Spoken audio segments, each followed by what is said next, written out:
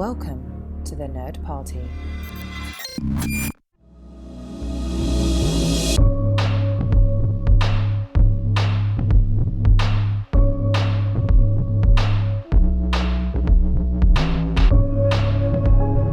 Welcome back to the House of Dante, the latest entry into the Houselights series here on the Nerd Party Network. This week, we're continuing our series in the directed works of Joe Dante of the 1980s with 1987's Innerspace.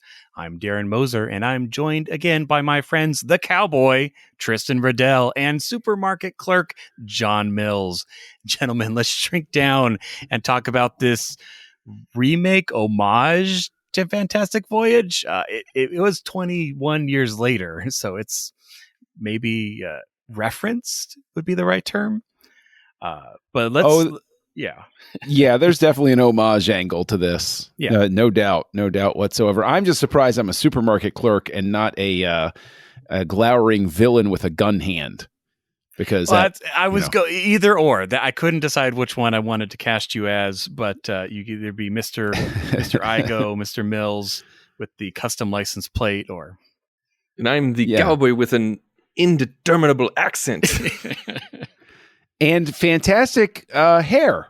Let's just say that's fantastic hair and not at all fake hair on Robert Picardo in this role. Not at all. You know, the Voyager years were not kind to his head, okay? It slowly all went away. That's true. I didn't even think about the fact that that's most likely a giant wig because I'm pretty sure at that year he was not sporting that fro. Knowing how hair loss goes, personally acquainted with it, I promise you that's not his real hair. So, but it adds to the character, makes him a little zanier, makes him a little harder to place, I guess, because it makes it easier for his cowboy hats to fit. So that's right. It's like honestly, it looked like Velcro. Maybe it held his hat on, in windstorms and stuff. Well, at least they went with the fuzzy side instead of the sticky side. So that's true. All right. Well, John, our normal first question: when was the first time you saw this movie, and when was the most recent time you watched it? Most recent was, for the show here. Before that, it's been a long time. We watched this. This was a VHS rental, and I remember as a kid thinking it was really neat. What an interesting concept. What a zany, silly sort of thing to do. And I know that as a kid, I got a big kick out of it. I thought it was a lot of fun. All right, Tristan. Same question. Was this something that you had been on your to watch list, or do you have the nostalgia factor? When did you first see Innerspace? I have the extreme nostalgia factor personally because this was a family favorite growing up. This was one that we watched more than a few times, and I cannot remember if we had it taped from TV or VHS, like purchased. Right. I'm pretty sure it was taped from TV because there was one particular scene shot.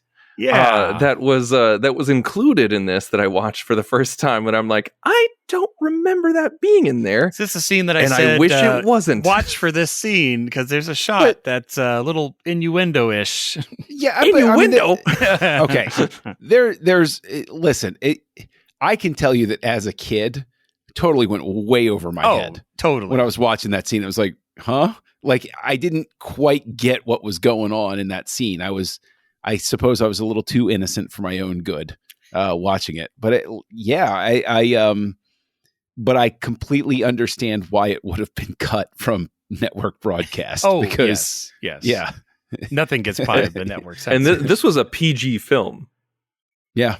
Right? This was a PG film. I think this was PG, yeah. Yeah. I don't think that needed to be in there. like I get it. Okay. Right. He's got a Swiss Army wrist. All right, so I get it. Swiss Army wrist. Yeah. But that we didn't really need that to, for lack of a better term, drive it home. Like we didn't need that shot in order to let us know that, he can do a lot of things with that hand. Yeah, I mean, the real point of the character is he's got the gun hand, which is like the most awesome, especially when he's at like the mall. He shoots a dude with his finger. Yeah, in front of a kid who's holding a giant toy machine gun. America used to be a little different back in '87, guys. Just saying. Don't think that would fly nowadays. I kept thinking that because I was just like, oh, he like the fact that he even could light a cigar on a flight. And like even that plane was the largest plane I'd ever seen in my life. He's like standing up and spinning around. There's so much headroom on that plane. Oh my gosh. Goodness. Like Hollywood planes are always so big so that they could fit the camera and move it around.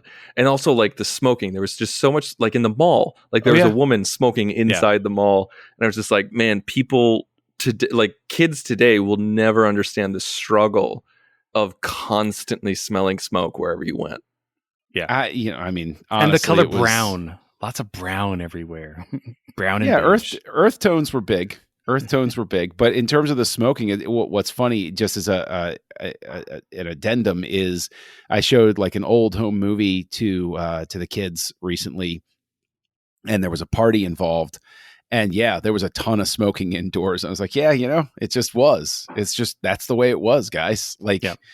And but smoking on an airplane. What's really strange is I'm not so old that I was ever able to smoke on an airplane. Like if you're there and someone else, like that's it's just right. It's terrible. Well, but I mean that's the thing is like that's what I was going to say is like I don't understand why anybody would have smoked on an airplane. Like that must have been hell on earth to like be in there in like this smoke infused environment. It's recycled air, so everybody's going to smell the smoke. Like, and that's and that's the thing is like this was in 1987, but they didn't ban smoking on planes.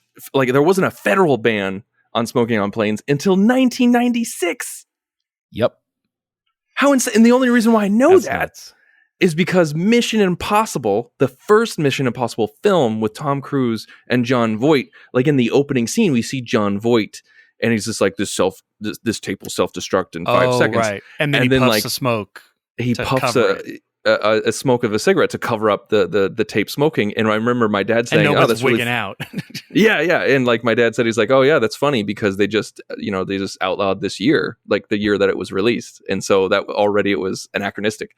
But anyway, that's neither here nor there. Like, it's just so funny when you go back down and to watch these films and see so many different things. And I love watching movies where it takes place in the past, but yet it has technology that we don't have yet. Oh, definitely. Yeah. Mm-hmm. I think it's always so much fun. And I think this movie did a really great job. Like, I don't want to jump ahead or anything like that, but I loved the technology in this movie. I loved how it looked. I loved how it felt. It was very... Star Warsy in a used galaxy kind of way.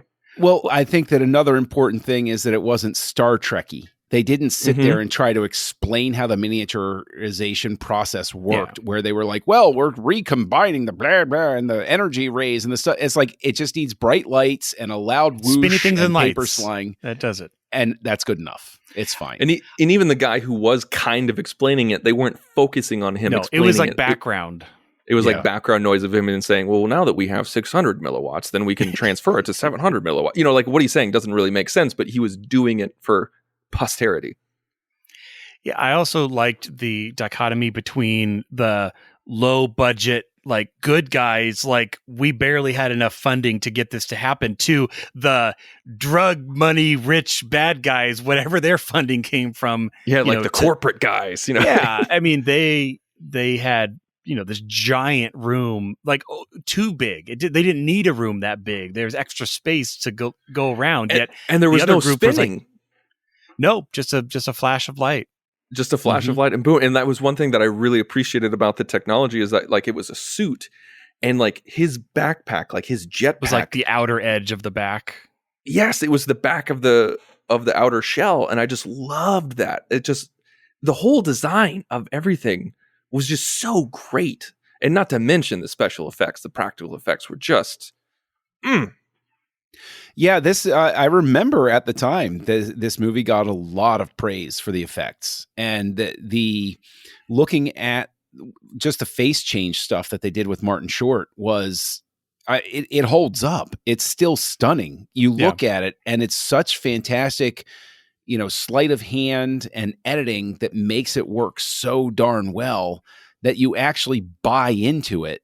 And it's as simple as you can tell that they're just blowing a leaf blower in his mouth, for the beginning, but then it transitions pretty seamlessly into the effect. Yeah.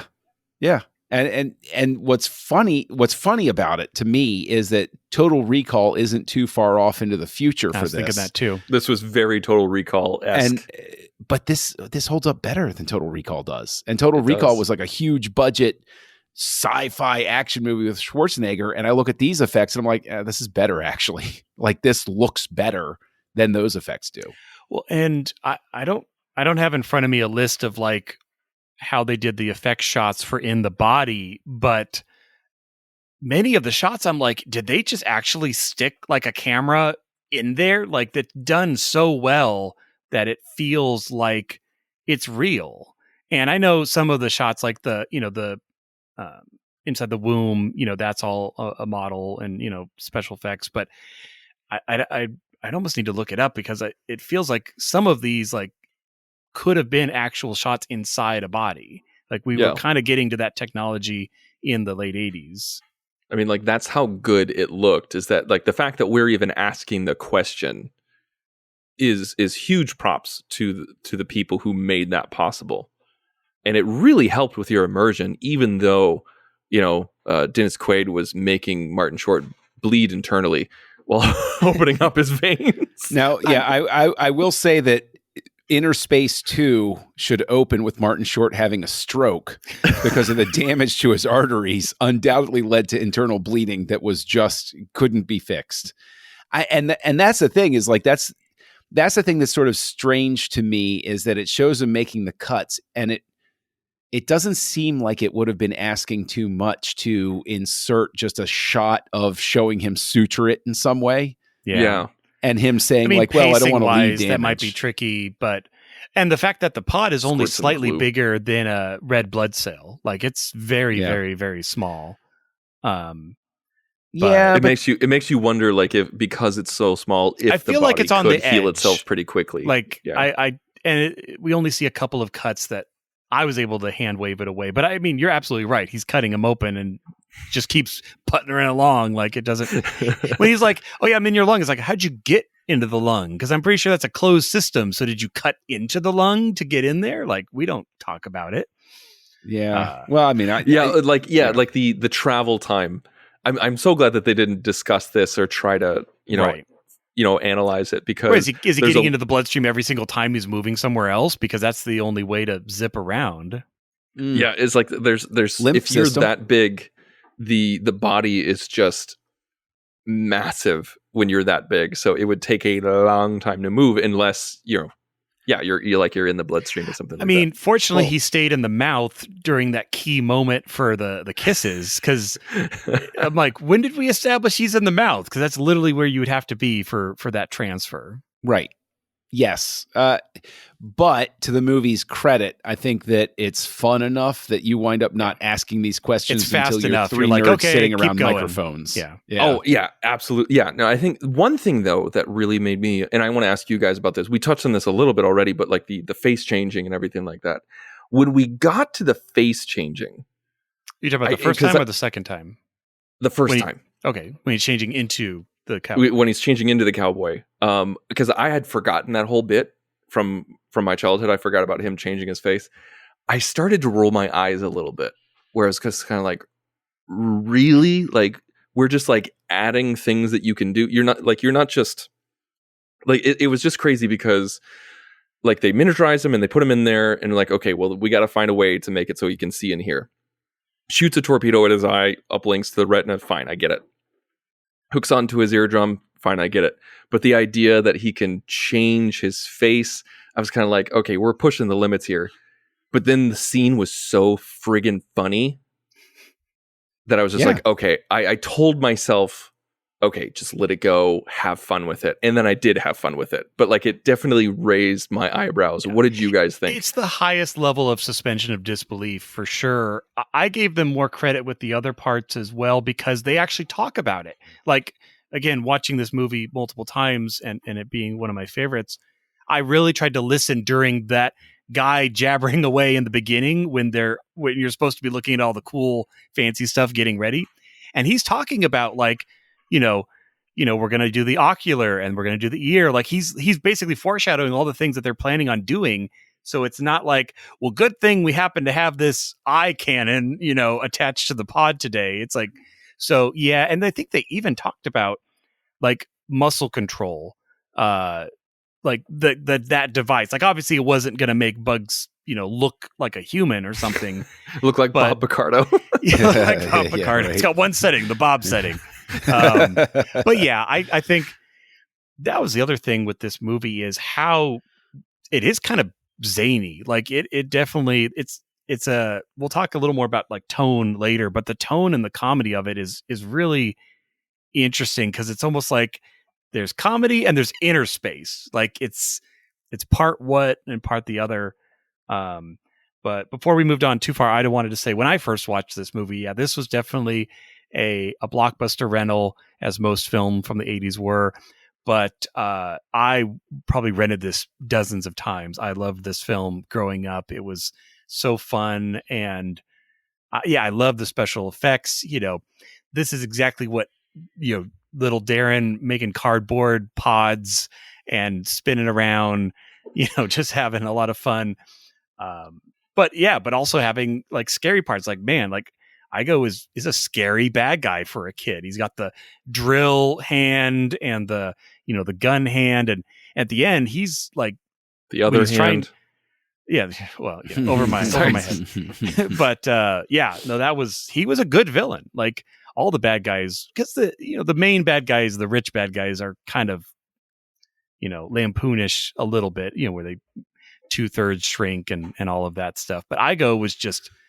He's got the 80s car. He's got the 80s glasses. He's got the black gloves. He's going to take you out. He was very Bond villain-esque. He was a Bond villain-esque, yeah. Now, see, the thing is, I'm glad you mentioned, the rich guy and the shrinking down by half sort of thing. Is for me, that's really the part where the movie starts to drag a bit. I do think that this movie could be trimmed up, and that it's 120 minutes, so it is starting to get a little long by the end, especially since the end is very much like once they get the cufflinks, it's like the movie's over really quickly. Right.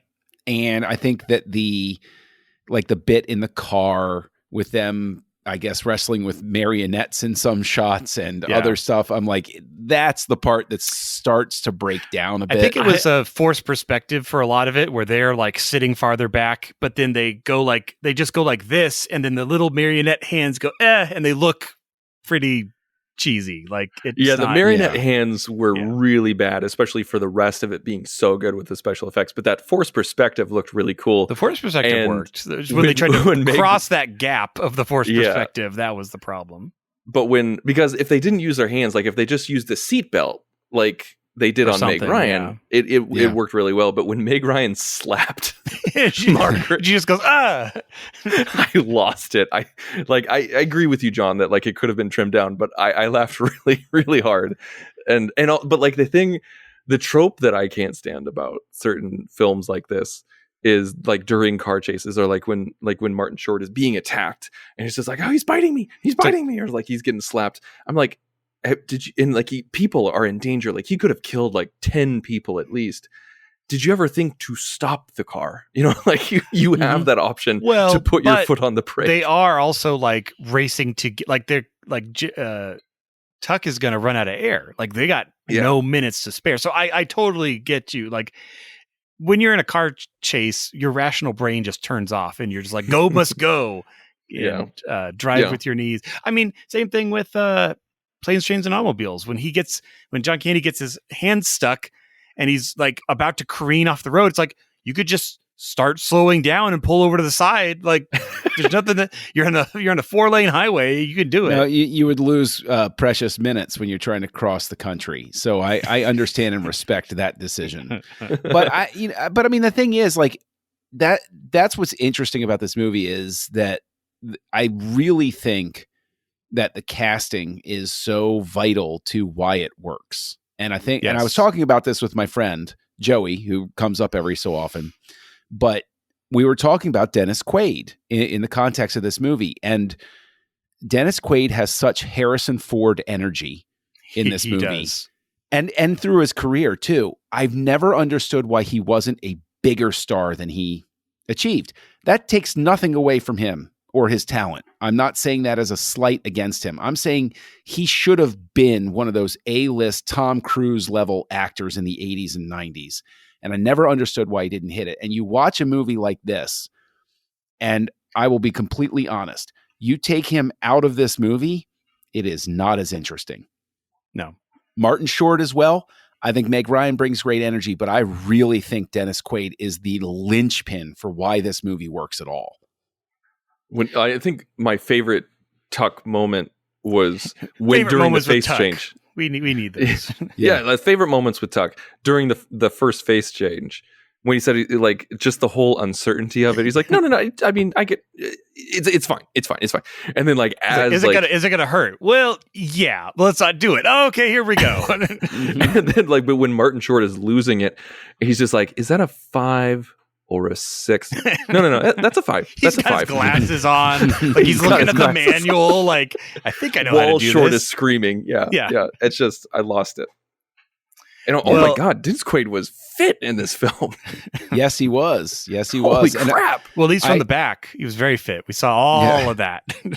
Right. I think that, is this the movie that's responsible for him becoming a couple with Meg Ryan? Weren't they a couple for a while?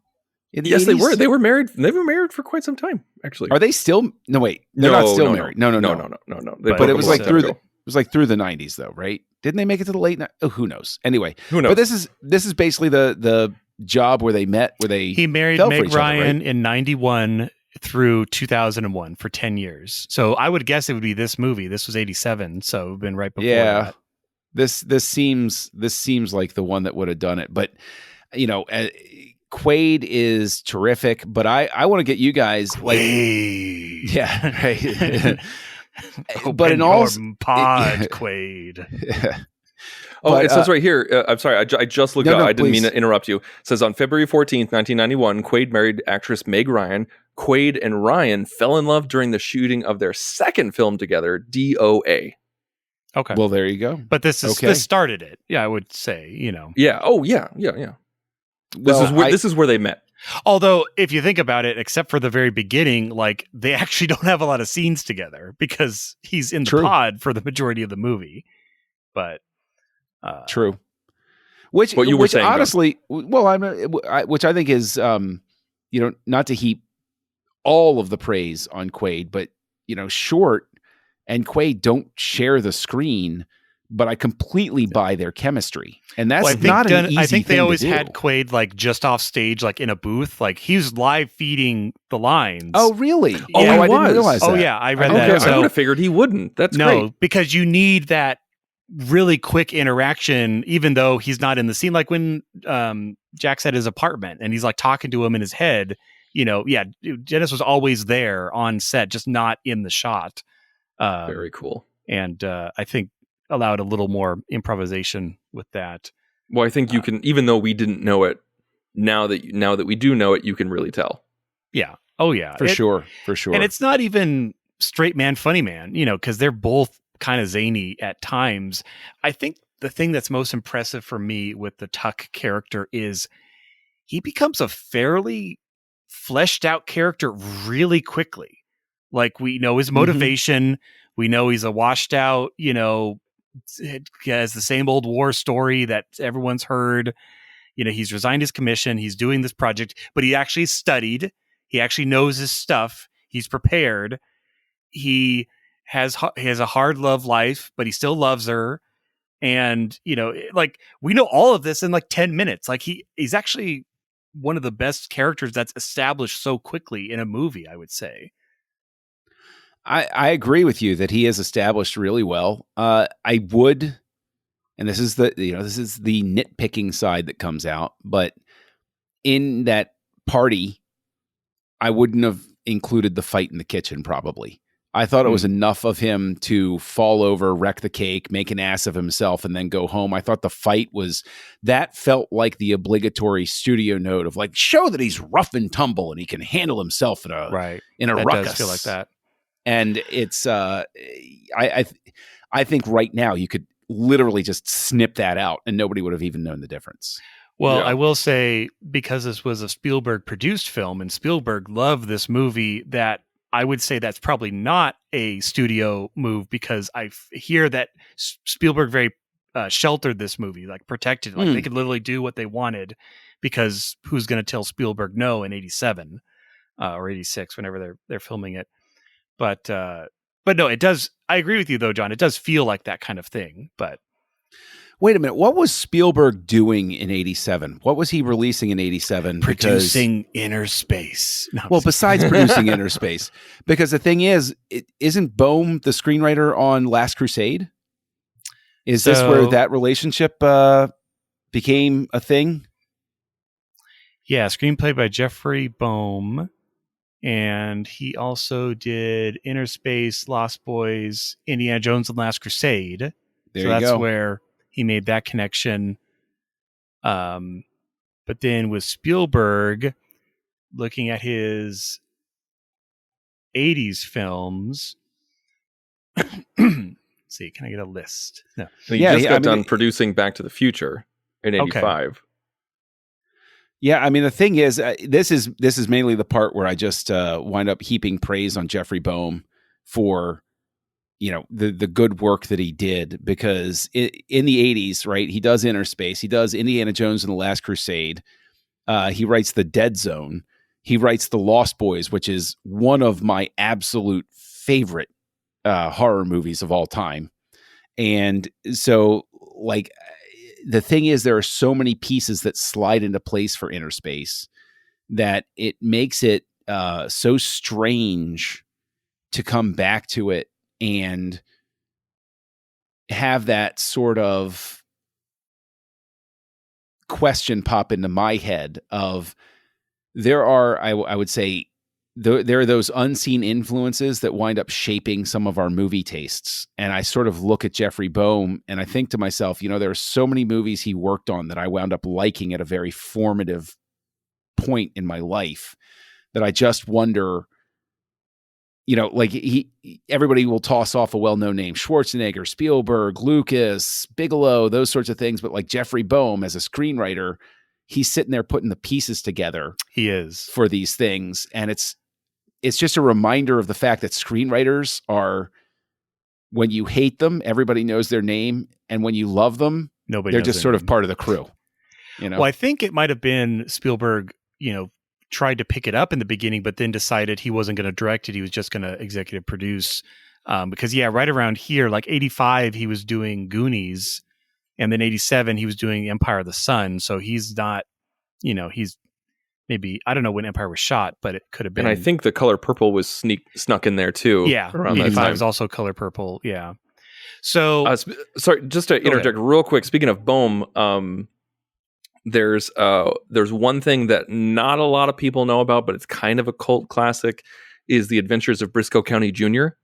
Did you ever see that? Love that show. No, I never. It's amazing, right? Oh, Darren, you particularly would really like it. You would love it. Track it down, find out where you can stream it, wherever you can find it.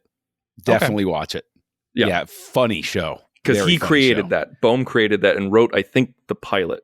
I didn't realize that, because that was a funny show. And naturally, because it was a funny show, I believe it aired on the Fox network, which meant it was given a terrible time slot and canceled too quickly.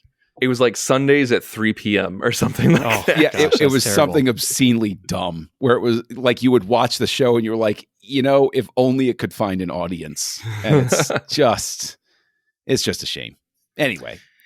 All right. Well, we've lauded on Tuck a bit. We've talked a little bit about Martin, but I want to talk about some of the other actors in this. Obviously, we have Meg Ryan, before she owned a bookstore that was taken over by Fox Books. She was, trouncing around in San Francisco. Is this in San Francisco? This is San Francisco. Okay. Yeah. There's that one shot. I'm like, I don't actually know where this is placed, but everything was like everything was the Bay Area plumber, the Bay Area, courier. Yeah, it's true.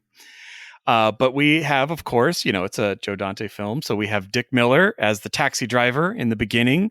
It always gets a steady paycheck from Joe. So we're happy to see that. No gremlins this time, which was nice. We also had Wendy Shaw. That's right. Who played Wendy. Right. in the who is Martin Short's coworker, who is better known as Francine Smith on American Dad, who I didn't is know that. amazing. Yes, she's an amazing voice actress. Yes, she is. Yes, she truly, truly is. See, now when they were all at the club, it made me almost want to do like some sort of supercut of like Club Noir from Terminator and this club, like find all those 80s clubs that everybody like always went to and make like some supercut. I think that would be hilarious. And this club was clearly a facade that they quickly put up. Oh, definitely. They're like, just put up a sign that says Inferno and you'll be fine. We need lasers, lots of lasers. That's what the kids want in the clubs nowadays. Although I will say that tune that was playing is a jam. I like looked that up after watching this and listened to it probably 5 times because it's you'll have to share that with me. I'm just waiting for double-breasted jackets to come back because I was always a fan, and I didn't get to really experience them too much at the time. So I really want them to come back because I think they look. You'll be really waiting slick. a long time.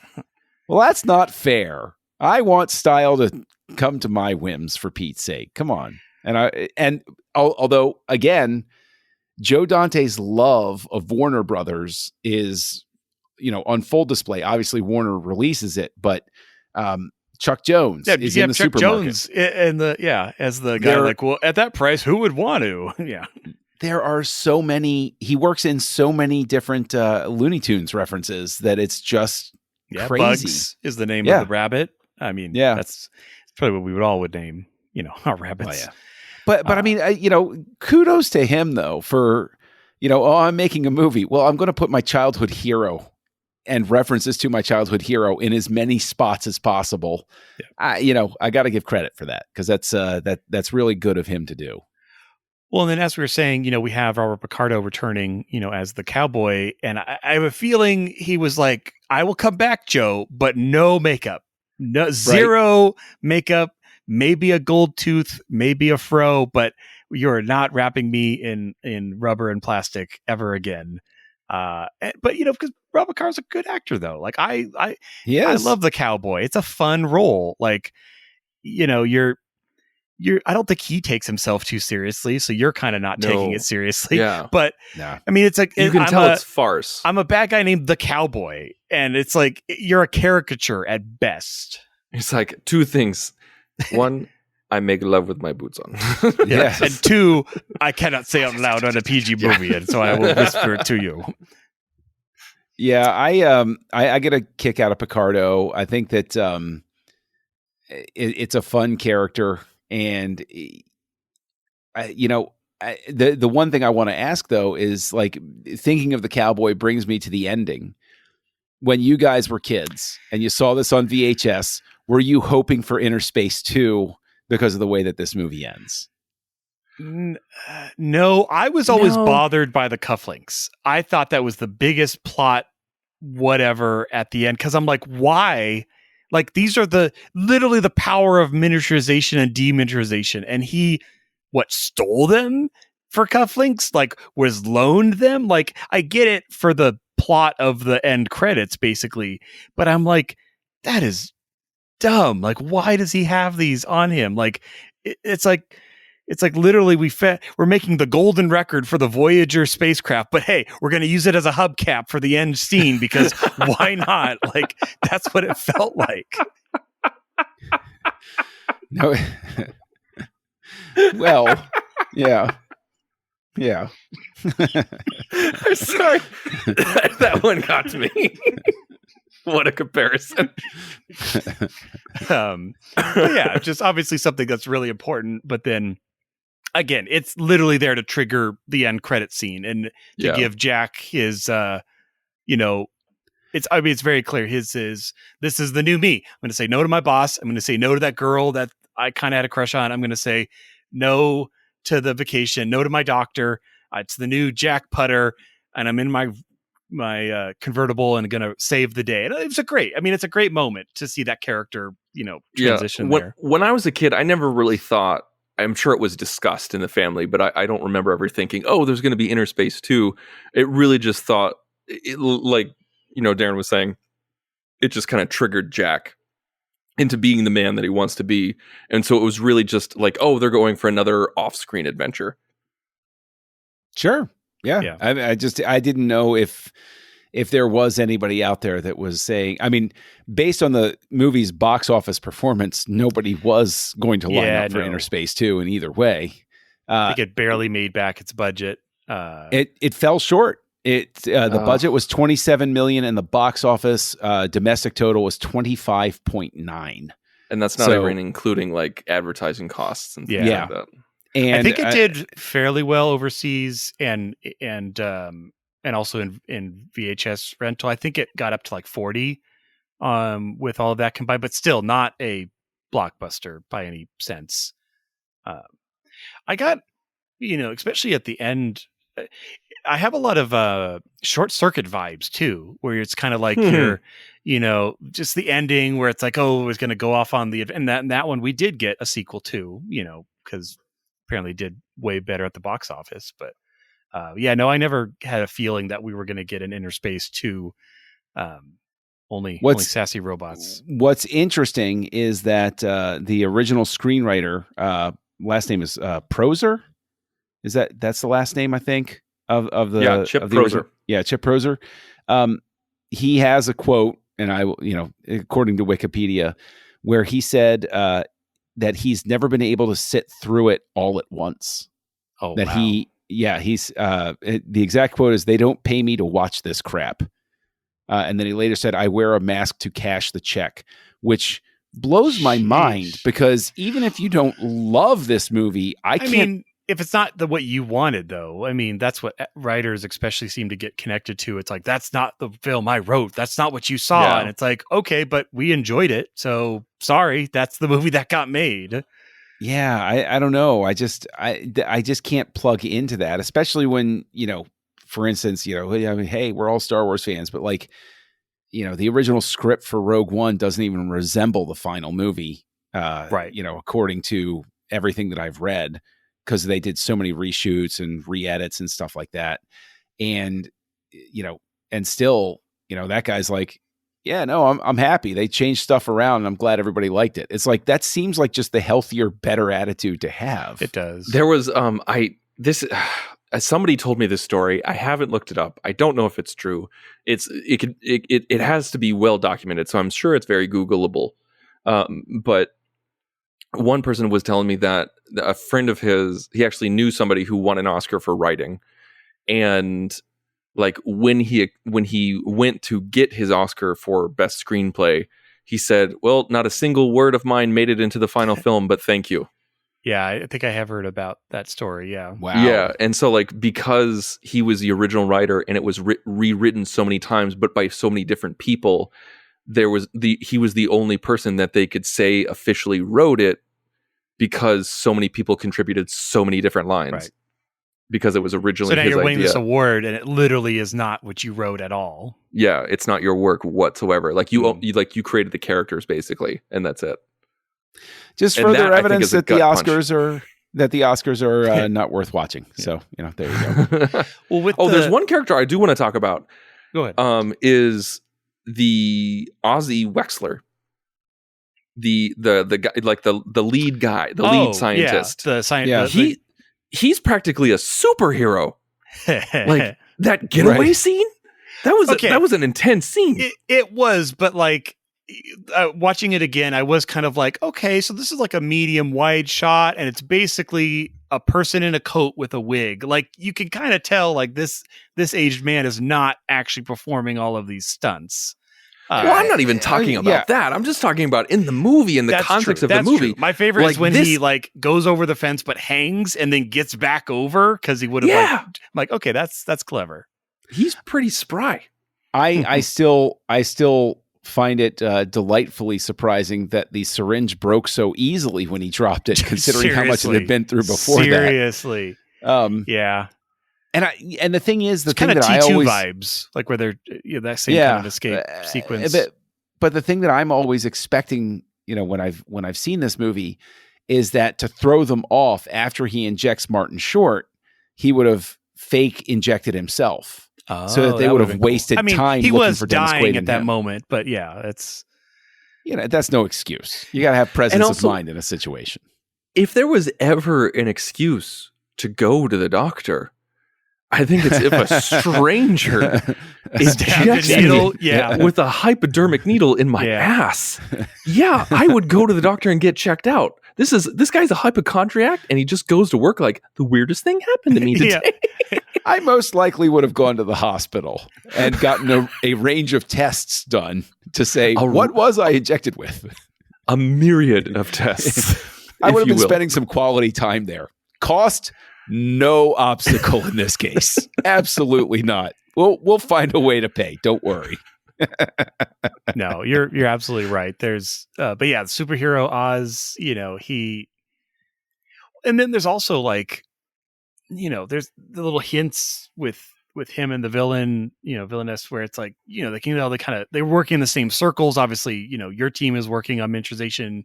I get the feeling she's kind of one of those characters, like she used to work for him, but then the money wasn't good enough, so she went private. Yeah. Now she's I was part getting of those vibes too. Like it kind of connects. But yeah, I want to find out why they didn't pose as exterminators, and what was it they were spraying on people? Because they're spraying we want to keep a PG rating, no bullet spray, so that everyone just gets knocked out. And the fun thing also is tasers were a relatively new idea. Oh, you could totally tell they were, because she's like, "This is a taser. If you didn't know what I'm holding in my hand, it will not kill you. It will just hurt really badly." I am announcing very slowly, for the sake of the audience, that this device that I'm holding is not a gun. But rather a thing designed to incapacitate you. It was probably the first appearance of a taser is the vibe I'm getting. Ooh, that seems like something we should look up. There is a thing where there's a gas, like if you flood a room with is it monoxide or dioxide that comes out of a car? Monoxide comes out of a car. Yeah, okay, dioxide is what you breathe. Yeah. Yeah, okay. There is a room where if they want to make livestock pass out, they fill it with monoxide like super fast. And then there's highly concentrated monoxide spray or something. Yeah, you could argue that's. I mean, I'm glad they don't explain it. It's obvious it does something and it knocks them out. Like that's all it needs to do. But you can tell it's literally there, so they're not literally shooting and killing every single person in that room. Because that would be it's not the opening of RoboCop here. Yeah, but try to keep that PG rating. Just try. But it just seems it would have in script made so much sense for them to have these backpacks with we're exterminators. They're a phone company. It's like, wait, you walk in with 8 people for a phone repair? Like that's suspicious right there. But I get what you're saying. Like them having a spray would be explained by them being exterminators. I could also look at it as they don't want to kill everybody, because these are all scientists that have to do with miniaturization. What if they have to kidnap one later and figure out how something works? Like it's actually better to not kill them. If only that worked with Ozzy. Well, he ran, never run. It's when the villain can only see movement. When you run, they go after you. What did you guys think? Because this is one gripe that I had with the movie. Was whatever was going on between Jack and Lydia, Martin Short and Meg Ryan. Yeah. What was going on there? It was never going to go anywhere. Because here's the thing: is that. Like when Martin Short first comes clean to Meg Ryan about where Jack is, she goes, "Oh, Jack, really is you." And then she goes to kiss Martin Short. Yeah, he's not possessed with Dennis Quaid. Like it's not like his ghost body. Like it's not a ghost in his body. We obviously ruled out possession early on, and we specifically ruled it out. So. Oh, that scene was friggin' hilarious when he screams, "I'm possessed!" But John, what were you saying? Oh no, I was going to say, your ghost does that exact thing just a few years from now, where it's like, oh, I'm literally Patrick Swayze in somebody's body, sort of thing. And like that I can understand, but we never saw Quaid standing there. It's like, no, it's always Short. No, so why would she just gravitate towards him? And then, like when they're in the cellar, and Jack starts. Dennis Quaid starts speaking through Martin Short, And then she's just like, oh, like you really are, like, you really are Jack. Like, thank you for coming clean, that kind of thing. And then she goes to kiss him. And then Martin Short's like, wait, like, turn off everything. I want a moment to myself. But she's just falling back in love with Tuck in that moment. Yeah. But yet he has Tuck shut things off, like, so he can have a moment with her. So what the friggin' hell is going through Meg Ryan's brain in this moment? Nothing. This is purely sort of the only phrase I can think of is script confusion. The need to have some sort of dynamic where Martin Short's falling for her and she's falling for Tuck again, but is there some sort of a question? I think that they just tried to get a little too clever, and I think that's where it sort of, falls apart. Not falls apart. That's too harsh a term, but I think that's where the disconnect happens. I don't think that is too harsh of a turn. I think the weird relationship between the two, this weird romanticism and sexual attraction, and it completely falls apart when you look at it from any kind of logical standpoint. I think it just absolutely falls apart. It does not make sense.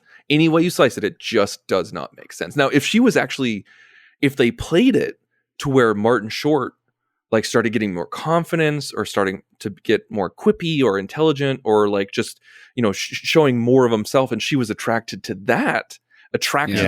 Martin Short's new revitalized personality, that's something else where she's like torn between Jack and Tuck, but that's not what it is. Contest at all. Yeah.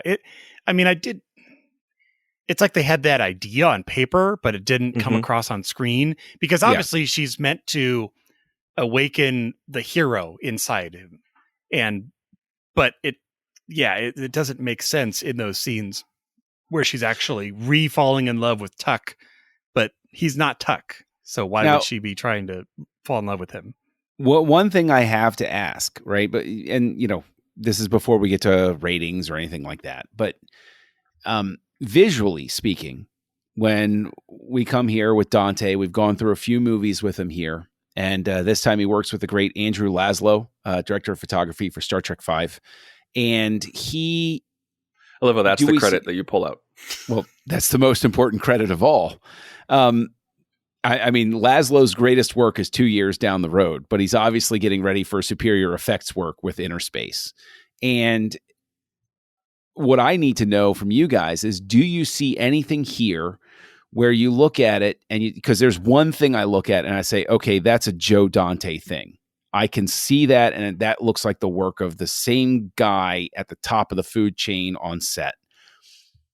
What do you guys detect in here that says a Joe Dante movie? I'd say the whole opening bit with the low budget government, like that whole room was Explorers, that was Gremlins. There was even like, I'm pretty sure when they first walk into that room, there's a little smoke in the air. So there's a little more like light trays and stuff. Like that felt like a Joe Dante shot, That's my answer too, is the whole, and that's what I was like talking about at the beginning, where it was all like in Star Wars, where it's a used galaxy, like all this material looks like it's thrown together. You don't have a corporate budget. Like they don't have a control room. Their control room is literally the perimeter of the giant machine that barely fits in the room that they have. Like it feels claustrophobic. Yeah.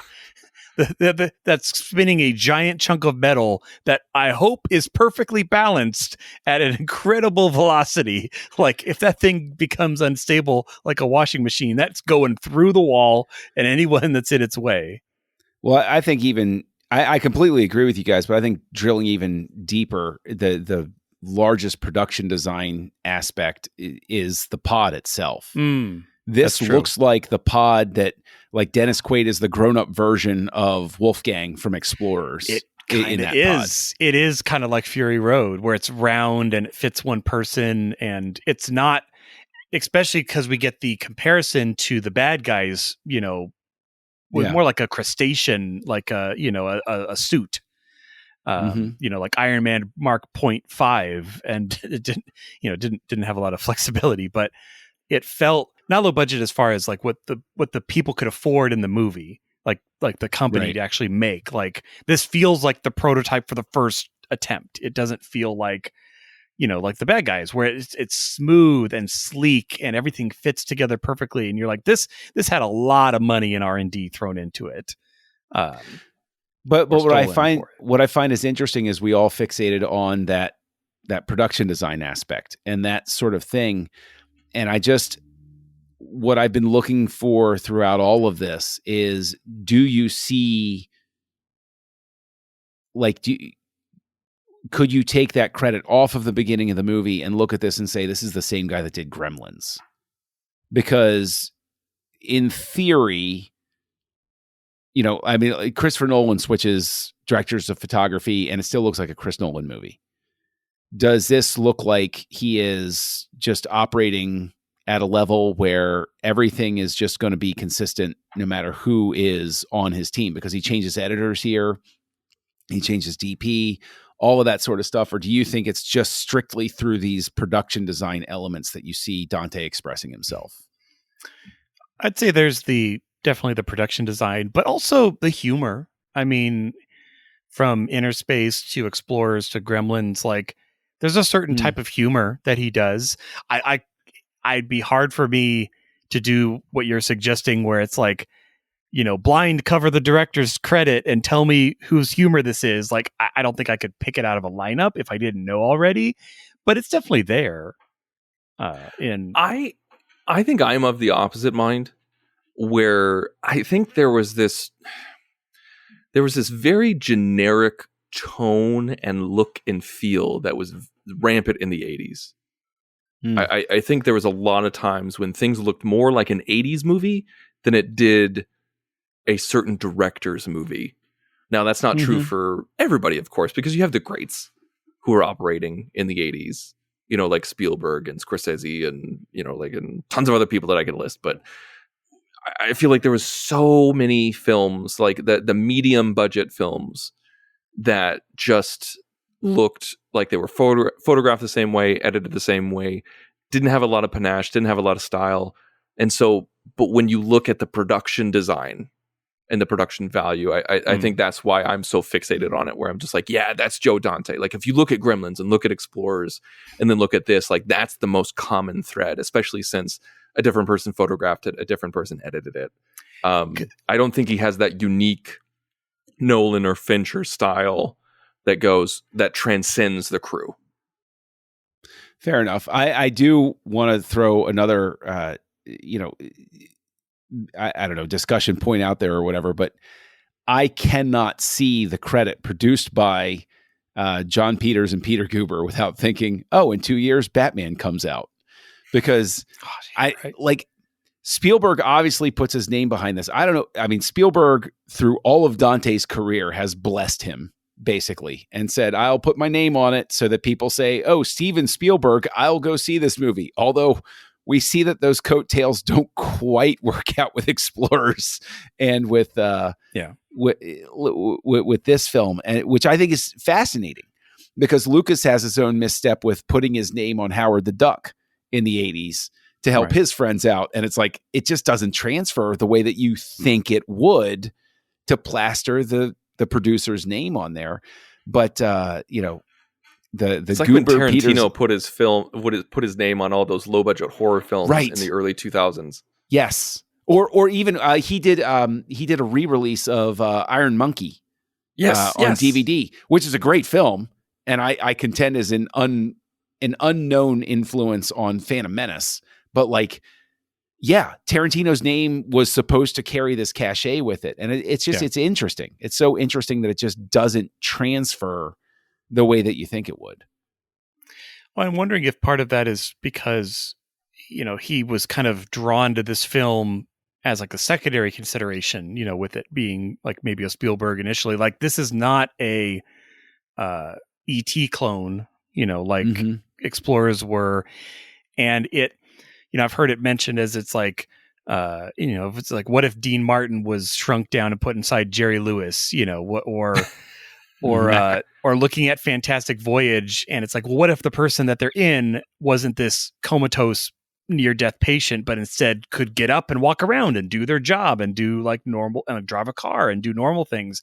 And but it also has this, because it's like, who is this marketed to? Is this, young adults? Is it teenagers? Is it, who is the audience for this movie that they're aiming for? I definitely think that this movie, the perception of it as being successful is simply because it managed to find the audience on VHS. This is a movie that it's released 10 years prior, disappears without a trace.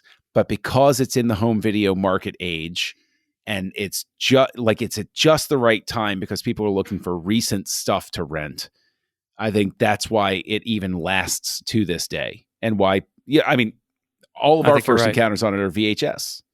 And it's like, I lived in the middle of nowhere, but there were movies I still saw in the movie theater. I'm pretty sure I saw Iron Eagle in the movie theater, and that's not a proud moment or anything. But Iron Eagle has a great theme song. Okay. It really does. And Louis Gossett Jr., but let's be honest, it's not high art. But, I think it's one of those things where, it just gets that cult following because it's able to be released at a time where cult followings are encouraged by the home video market. Right.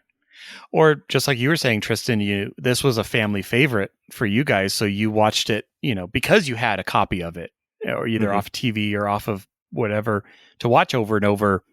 And I think you're right. I mean, I've never looked at it that way of, thank goodness VHS came on the scene, because it really did breathe new life into a lot of these flash and they're gone. Like we wouldn't have known because we didn't catch it the first time or didn't do very well.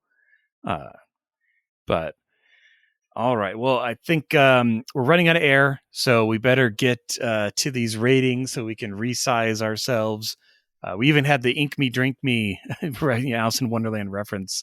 There's a lot of references in this movie. I'm like, what if they get it wrong? Like it seems like a clear thing. Like this one makes him bigger. This one makes him smaller. Like just label it, don't be cute. This is not a moment to be cute. Yeah. But keep in mind, we're dealing with computer people, and I deal with computer people all the time. And they always love to do these cutesy things where it's like, just make it plain. Just use a word. Well, that's again where I felt very much like Short Circuit is, we have these are literal robotic arms that are doing the things. And it's, and like how they made a joke of it. It's like, okay, start the sequence like, and they're like, oh, he's literally suffocating. Let's just put the chip on. And of course it, shorts it out and has problems. But it's like anyone's ever run a program on a tight timetable. They're like, just grab the chip and put it in the thing. Like it's been through a dog bowl. It's fine. I can pick it up. Yeah.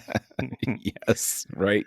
All right. Well, Tristan, if you're setting your miniaturizer to 2/3 power, or do the math, no.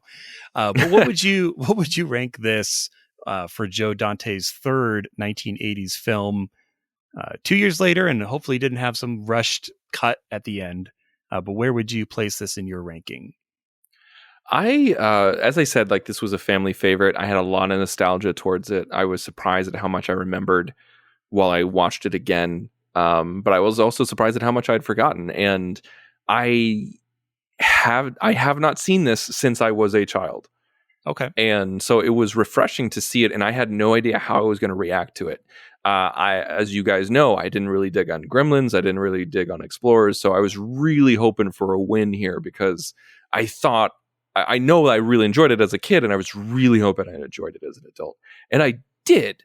And I caught myself smiling ear to ear throughout it. I was laughing at the humor. I laughed myself silly when Martin Short screamed, "I'm possessed," and when Tuck was just like, "Is that a 5 or 6?" That's a 5.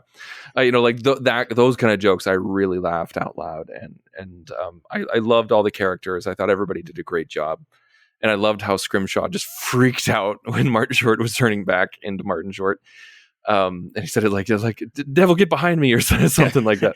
He's like, "I'm just kidding." It's like, it's a joke. But I want to give this a 4 stars, but I think the weird relationship stuff between Meg Ryan and Martin Short just completely fell flat. It does not make sense. Like if it was a relationship that didn't work, that's fine, or it wasn't believable, that's fine. But the fact that it just doesn't make sense from any kind of logical standpoint whatsoever, even in a science fiction film, really, really takes off that half star. And also, like John was saying, it could be trimmed down a little bit. So I give it a strong 3.5. Definitely a strong 3.5 there. So I'm going to give my rating next. Yeah, I also huge nostalgia factor, but it's been maybe like 3 to 4 years since I'd watched this previously. You know, I haven't shown it to the kids yet, unlike Explorers and other movies, so I hadn't queued it up again. But I always remember loving this movie. This, you know, it checked all the boxes, like cool space pod, you know, lots of jokes. But I also was trying to remember, like, did the humor hold up? Because, like we've kind of mentioned with Quaid and Short, like, it either works or it doesn't. Like, there's very little middle ground. And I think they totally carry it, though. You know, is this the same character from, you know, Three Amigos, but in Safeway? Maybe, you know, it doesn't. It's not. He's not. He doesn't have. Unlike Jack, who's got not Jack. Unlike Tuck, who has a lot of character interaction and introduction, like we said in the very beginning. He's pretty much one note for Jack. It's like he's the hypochondriac who's super stressed out, and I was more surprised they actually said Safeway. I thought they were going to say some unbranded, you know, supermart, but they say he works at Safeway. I'm like, oh, that feels a little out of place for movie promotion. But hey, Safeway was our grocery store growing up. Oh, I remember growing up with Safeway. No, nothing against Safeway. It seems weird sometimes to have actual names, but that it does. But yeah, this is a fun film. The visuals are amazing. I mean, the fact that some shots were like, did they have the technology to actually put a camera in there? Did they do that? Like, I don't know. And maybe we'll never know. I'm sure we could find out, but I'd rather not know. Just assume that it was all real. Yeah. Again, so, like we said, some missteps with the relationship parts, but yeah, but it hits way more than it misses, I think. And it's definitely rewatchable. It's definitely fun. So I'm going to give it a Joe Dante 5. Oh, hey. Wow. So, wow. I was leaning more towards a 4. And then the more I thought about it, like, not that I have to give a 5 to every single director, but I think I'm not holding out massive hopes for the Burbs being the one that checks that box. Yeah. Spend it on this one, Darren. Trust me. But I cannot wait to have John talk about the Burbs. But, you know, I gave it that extra kick because, you know, I normally am not watching it for, does the relationship part work, or does the effects on this shot make sense, or how does that magical syringe survive like the apocalypse at the beginning? But I don't need to, because what I'll give that extra nudge for is this movie handles the suspension of disbelief really well.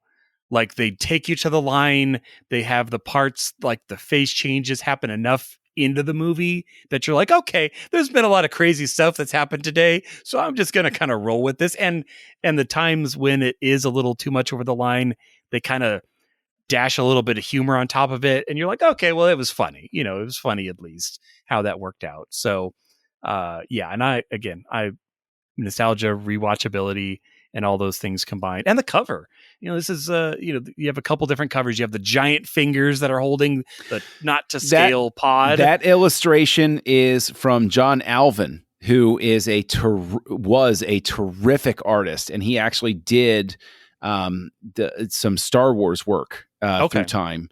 And if you remember the artwork for the very first Star Wars Celebration in Denver in 1999, he did that with, you know, Darth Maul and Anakin running. He did the European video covers for one of the Star Wars releases, either in 95 or 97. And his artwork for them was far superior to what they chose for the American stuff. I actually have a tie with one of it, with his Empire one on it. I'll have to look John Alvin was amazing. Sorry. Yeah. Every time I hear his name, like, I got to sing his praises. So yeah, no, I like that cover. The other one is a little more artistic, where like Quaid's holding the pod in his hand, and there's like the caricature-ish, you know, Martin Short and Meg Ryan, like the 3 heads. But yeah, you know, I love me a good stylized poster that's not 80 floating heads of who all is in this movie. So, so good job, Joe Dante. You did it. I love this film. And but John, last but not least, how are you diverting your funding for microchips? Well, not to bring everybody down, but I also give a 3.5. Basically, I don't want to steal your thunder there, because I love hearing that. It's absolutely right to spend the 5 stars here on this instead of waiting for the disappointment of the Burbs. And I enjoy this movie. I think it's the charisma and the talent of the actors that carries it forward, despite any flaws that are there. But it is, as much as I might ding it for being 10 or 20 minutes too long, let's say 10 minutes, like, the editing is still really good. It moves at a good clip. The flaws of its pacing, I think, are just at a basic structural level, and I don't know that the edit would necessarily fix that. So that's where I land. So Tristan and I actually agreed for the 3.5. So this is a glorious day, because usually one of the two of us is the gloomy Gus when it comes to the ratings. So that's all right. You guys can pull down my 5. We'll kind of find a nice 4 somewhere in the middle there, and it all averages out. Averages out, because that's how we do things here on Houselights. The average. No, we never do it that way. All right. Well, John, why don't you tell us how we're going to round out the 80s next week on the House of Dante, before we do a backstep?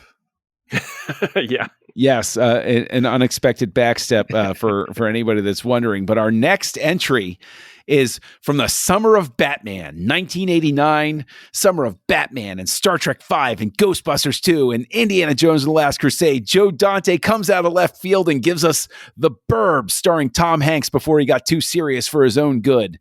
And Carrie Fisher's in it too, so Star Wars nerds, it's sort of obligatory watching. And boy, oh boy, I can't wait to talk about The Burbs. What about you, gents? I've never seen it, so I'm not expecting much, but we'll see. We'll see how this goes. This is where it's going to backfire. I've set the expectations so low. You set it really low. Right. So ignore everything I said. It's very funny. You'll love it. It's great. So there you go. All right. Well, they can definitely check that out next week, as well as listen to all the other amazing shows we have here on the Nerd Party Network. But we, again, are running out of air. So check us next week here on Houselights. Join the revolution. Join the Nerd Party.